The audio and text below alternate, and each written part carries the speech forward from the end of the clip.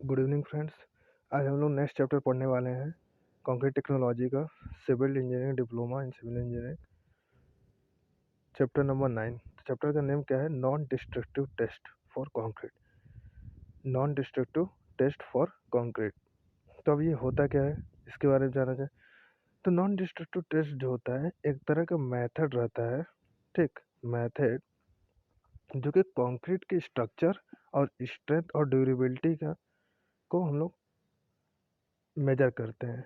ठीक है, इसके थ्रू हम लोग जो भी कंक्रीट के थ्रू स्ट्रक्चर बनाते हैं उसकी ड्यूरेबिलिटी और उसकी स्ट्रेंथ कितनी है, इससे हम लोग मेजर कर सकते हैं कि कितना लोड अगर उस पर हम लोग लगाएं तो वो जो बना है स्पेसिमेन या फिर जो भी हम लोग बनाए हैं पिलर इलर, वो कितना मतलब उस पर लोड वो झेल सकता है, उसकी लिमिट कितनी है। ठीक है, इसमें यही हम लोग टेस्ट करते हैं, इसमें नॉन डिस्ट्रक्टिव टेस्ट। तो फिर इसमें हमने लिख रखा है non destructive test is the method of testing existing concrete structure to assess the strength and durability of a concrete structure without loading the specimen to failure। ठीक, अब इसमें आता है पहला रब्ड हैमर टेस्ट। पहला क्या करेंगे हम लोग?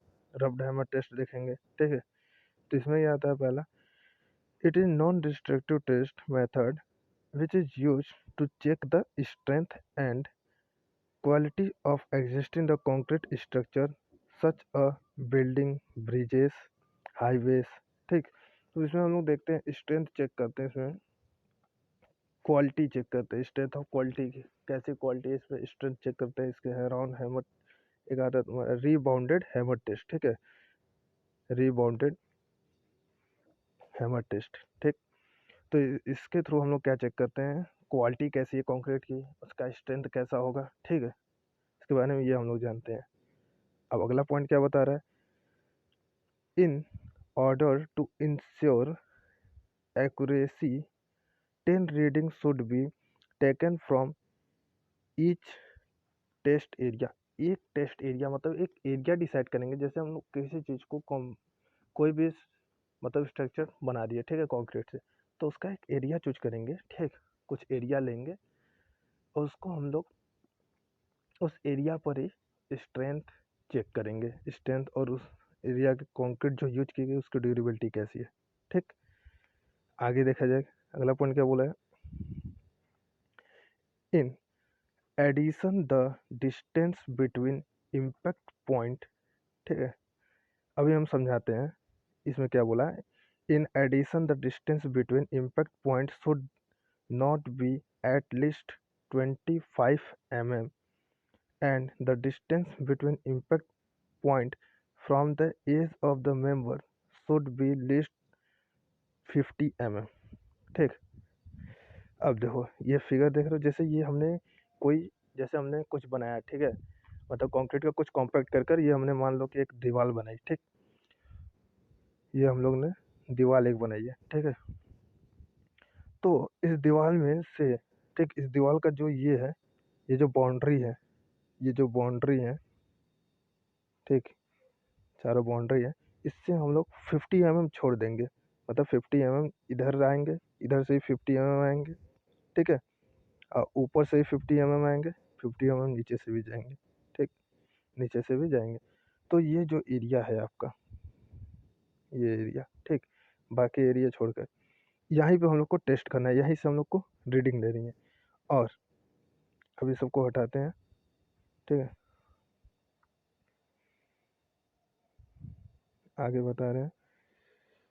और इसमें देखिए ये पहली रीडिंग ये ली और दूसर की रीडिंग ये ली, तो इन दोनों के बीच में जो गैप रहना चाहिए 25 mm रहनी चाहिए। ठीक है, 25 mm मिनिमम रहनी चाहिए, ज़्यादा भी नहीं होना चाहिए 25 mm से, मतलब 25 mm रहनी चाहिए, 24 हो जाए, ठीक, इतनी रहनी चाहिए। ठीक है,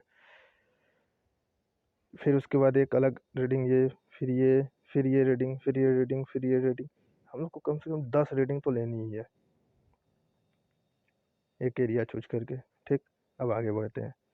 अब एंगल मेजरमेंट ऑफ रीबाउंडेड टेस्ट, किस एंगल से हम लोग मेजर करते हैं? डिफरेंट डिफरेंट से हम लोग ने पहले हॉरिजेंटल्स ले लिया, फिर वर्टिकली डाउनवर्ड मतलब 98 डिग्री एंगल आएगा, फिर वर्टिकली अपवर्ड से ले लेंगे। ठीक, तो उस इंस्ट्रूमेंट का आप लोग को वो फिगर दिखा दे रहे हैं। ये है फिगर, ये होता है एक नोकीली टाइप की होती है। ठीक है, ये है, ये एक नोकीला टाइप का होता है, ये स्प्रिंग रहती है, ये स्प्रिंग लगा रहता है, यहाँ पे रीडिंग लिखी रहती है।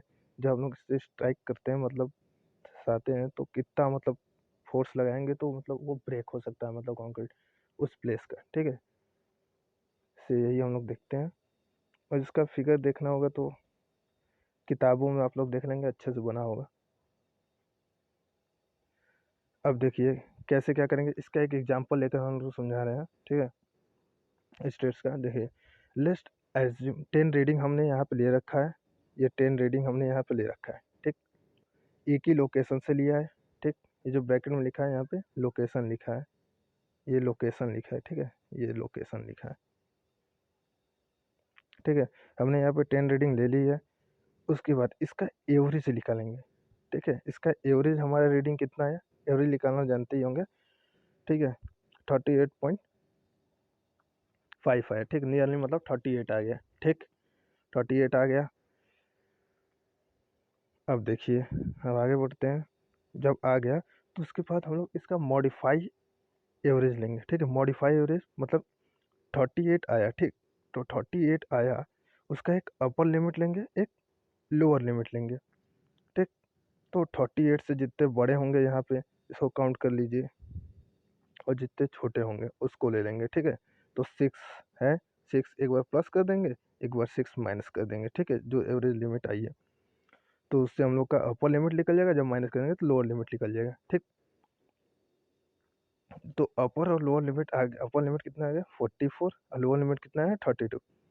तो इसका मतलब हमको इस स्पेसिमेन का ये अपर वैल्यू लोअर वैल्यू पता चल गई। ठीक है, अब जो इससे मतलब कि मतलब रेंज हमको पता चल गया, मतलब 44 से ज़्यादा नहीं होनी चाहिए और 32 से कम नहीं होनी चाहिए।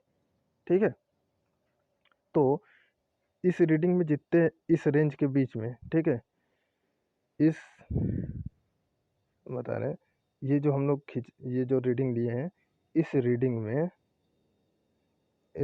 में जो हम लोग का इस रेंज के, ठीक, ये जो रेंज है इसके अंदर आता है, उसको हम लोग ले लेंगे। ठीक, उसको नोट डाउन कर लेंगे। ठीक, ये बता रहे हैं, उसको नोट डाउन कर लेंगे तो इतनी वैल्यू आ जाएगी। ठीक, ये सब वैल्यू आएगी। ठीक है, अब उसका भी एवरेज ले लेंगे, इसका एवरेज कितना आएगा 37.77। ठीक, तो एवरेज रिबाउंडेड नंबर कितना आया, इतना आ गया। ठीक है, हमारा एवरेज मतलब उस एरिया का पता चल गया कि इतना है। ठीक, तो ये सब हटा दें, आप लोग भी लिख लीजिएगा, अच्छे से नोट्स बना लीजिएगा। ठीक है, अब इससे हमको क्या पता चला, क्वालिटी अभी देखिए कैसे पता चलेगी। ठीक, पहला एवरेज रिबाउंडेड नंबर कितना रहना चाहिए, रिबाउंडेड नंबर देखिए यहाँ पे है, रिबाउंडेड नंबर लिखा हुआ है, एवरेज यहाँ पे क्वालिटी ऑफ कंक्रीट। ठीक, तो पहला 40 से, ठीक, 40 से ज़्यादा तो गुड एंड हार्ड लेयर। ठीक, अब 40 से 30 के बीच में रहेगा तो गुड है, और 30 से 20 के बीच में रहेगा तो फेयर है, फेयर लेयर है। ठीक है, और आपका आ जाता है लेस देन 20। ठीक, ये लेस देन लिखा है, ये लेस देन लिखा है, लेस देन 20 रहेगा तो फिर पुअर लेयर, अच्छा नहीं रहेगा। ठीक है, एग्जाम्पल देकर ऐसे पेपर में हम लोग बता भी सकते हैं आप लोग। ठीक है, अब आगे देखिए इसका ग्राफ पे कैसे दिखाना है। ठीक, और अब आता है अगर जीरो हुआ तो, मतलब अगर जीरो हो गया तो फिर ठीक है डीलेमिनेटेड है ही नहीं मतलब। ठीक है, डीलेमिनेटेड।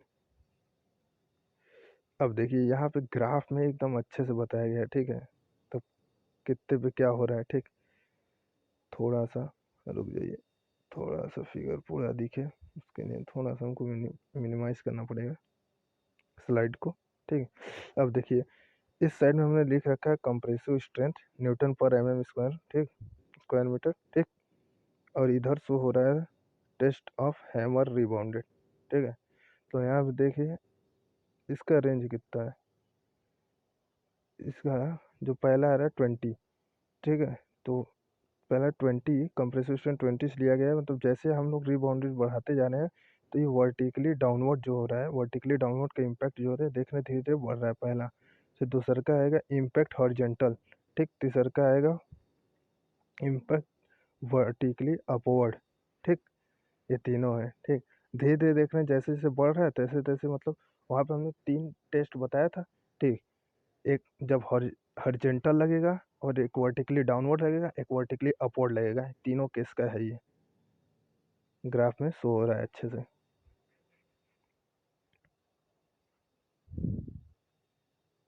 अब दूसरा का 2 टेस्ट हम लोग को इसमें मतलब पढ़ना है। ठीक है, 2 ही टेस्ट। दूसरा टेस्ट क्या आता है आपका? दूसरा टेस्ट है अल्ट्रासोनिक पल्स वेलोसिटी टेस्ट। ठीक, अभी इसके बारे में जान जाए क्या होता है। ठीक, चलिए अब इसके बारे में जानते हैं। Ultrasonic pulse velocity test is an is situ non destructive test to check a quality of concrete. ये भी उसी के लिए यूज किया जाता है, क्वालिटी ऑफ कंक्रीट को चेक करने के लिए। ठीक है, अब दूसरे के पॉइंट क्या है? This sorry, in this test the strength and quality of concrete is assuming by measuring the velocity of an ultrasonic pulse passing through a concrete structure। मतलब वो जो स्ट्रक्चर बना है, कंक्रीट स्ट्रक्चर जो बना है उसके थ्रू हम लोग एक अल्ट्रासोनिक पल्स को पास करते हैं। मतलब ठीक है, मतलब अल्ट्रासोनिक पल्स होता है। जैसे हम लोग अल्ट्रासाउंड में जाते हैं तो वहाँ पे देखते हैं कि पास करते हैं, वहाँ से हम लोग का अल्ट्रासाउंड होता है। जैसे मेडिकल लाइन एरिया में जो मेडिकल में होता है हम लोग का अल्ट्रासाउंड होता है, वहाँ पे चेक किया जाता है कौन सी कहाँ से मतलब किसी को पेट में दर्द दर्द होता है तब उसके लिए चेक किया जा सकता है। ठीक है, कि पेट में पथरी अथरी तो नहीं ना है उसके लिए। ठीक है, तो इसमें भी मतलब कि एक रेस जाती है। ठीक, एक रेस जाती है वेलोसिटी से, मतलब कुछ वेलोसिटी से जाती है। ठीक है, उसी को हम लोग चेक करते हैं। ठीक, उससे हम लोग तो फिर कैसे मतलब उससे डिटरमाइन करेंगे आगे देखिए। This test will be conducted by passing a pulse of ultrasonic through a concrete to be tested and to be tested and sorry यहाँ पे ये जो लिखा है मेजरिंग लिखा है। ठीक है, ये मेजरिंग लिखा है। अरे रुक जाइए, ये जो लिखा है measuring the time taken the pulse to get the structure. मतलब कि जैसे हमने पास किया वेलोसिटी द पल्स रेंज को। ठीक है, तो कितना समय लग रहा है कि वो मतलब जैसे एक ट्रांसमीटर है, मतलब ने इधर जो पास कर रहा है वो ट्रांसमीटर हो गया, आउटसाइड जो हो गया वो रिसीवर हो गया। तो कितना समय लग रहा है उसको ट्रेवल करने में, मतलब जाने में। ठीक है, ठीक, the higher velocity indicate the good quality and connectivity of the material while the slower velocity indicate may be a crack and voids। ठीक, अगर वेलोसिटी जो है हाई है, ठीक, हम जो हम पल्स को पास कर रहे हैं अगर वेलोसिटी हाई है, ठीक, तो फिर हमारा जो क्वालिटी है वो मतलब क्वालिटी जो है कंक्रीट की वो अच्छी है। ठीक है, अच्छी है क्वालिटी, और फिर प्रॉपर वे से उसका कॉम्पेक्शन भी हुआ है। ठीक है, और कंटिन्यूसली जा रही है। ठीक है, मटेरियल में। ठीक, और स्लो हो रहा है। ठीक, तो उसमें जो है क्रैक्स हैं या फिर वाइड्स हैं। ठीक, तो वो क्या इंडिकेटर कंक्रीट कंक्रीट में अगर वाइड्स और क्रैक रहेंगे तो वो वीक हो जाएगा, उसकी क्वालिटी भी अच्छी नहीं रहेगी। ठीक, अब आ कहता है पल्स वेलोसिटी क्या होती है। देख लीजिए pulse velocity width of structure upon time taken by the pulse passing through it. यहाँ पे देखिए हमने यहाँ पे लिख रखा है ये टी और आर, ये ट्रांसमीटर और रिसीवर लिख रखा है। ठीक है, इससे जान जाइएगा मतलब कि एक साइड से जा रहा है मतलब दूसरे साइड तक पहुंच जाए। ठीक है, अब आगे बढ़ते हैं। ठीक, अब वेलोसिटी कितनी रहनी चाहिए। ठीक, अब देखिए जब पल्स वेलोसिटी किलोमीटर पर सेकंड होती है, ठीक है, अगर एवं रहती 4.5 से।